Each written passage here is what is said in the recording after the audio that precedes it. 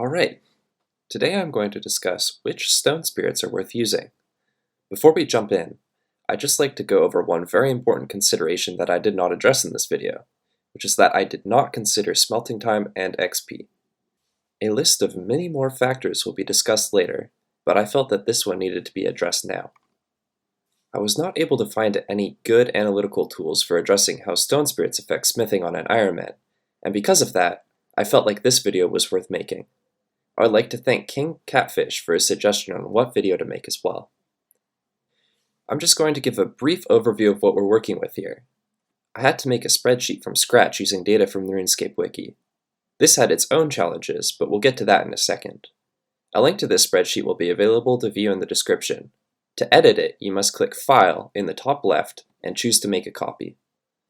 Okay, we'll come back to this spreadsheet in a second. But first you're going to hear me complain for 30 minutes, and then you'll listen to me beg for likes. I'm just kidding. Mostly. In all seriousness, the wiki was both super inconsistent and stringent with the information it provided.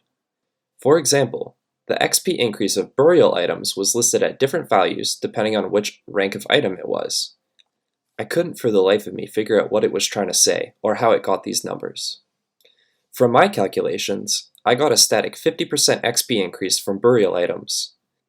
I've outlined on screen how I obtained this 50% XP bonus using a rank 5 Elder Rune plate body as an example.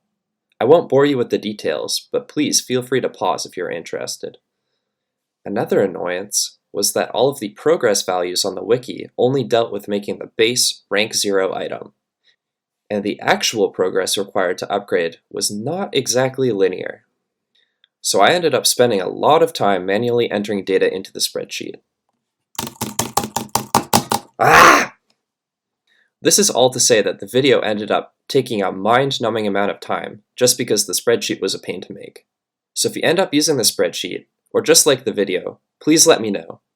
Give me that dopamine hit, lads. Because a lot of the information had to be manually entered and calculated, there are almost certainly going to be errors. If you come across any of these, please let me know. I won't be able to update the video, but I still can update the spreadsheet. And once again, you can find the spreadsheet in the description. I'll just quickly go over how to use the spreadsheet.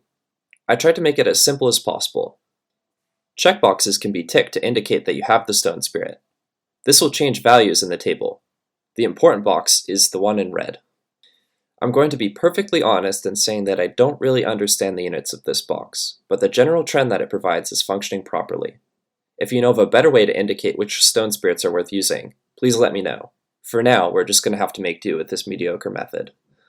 The smaller the number is, the better the bar is to make. This number considers the durability of all the ores required to make the bar, how much progress is required to smith the bar, either to its highest rank or to burial, and it considers the amount of smithing XP provided. Again, I don't really understand what's going on here, but when I manipulate the data, it follows the expected trend. Stone spirits make the number go down, a higher smithing value makes the number go down, and more progress required to smith the bar makes the value go up. But, as you can see, without stone spirits, Elder Rune is your best bet. You're probably noticing that Mithril and below actually has better rates, but remember, this does not consider the time taken to smelt bars. Personally, I would caution against using any calculations below Rune. I was really surprised by orichalcum, which had an absurdly high durability. I don't think that orichalcum is actually worth mining under any circumstances. It's just so much worse than Rune. But that about wraps up this video. As always, I'd love to hear any criticisms or suggestions for this video. As I stated in my last video, I've been trying to improve with each video that I make, and I really love the feedback that I've been getting. Take care, everyone.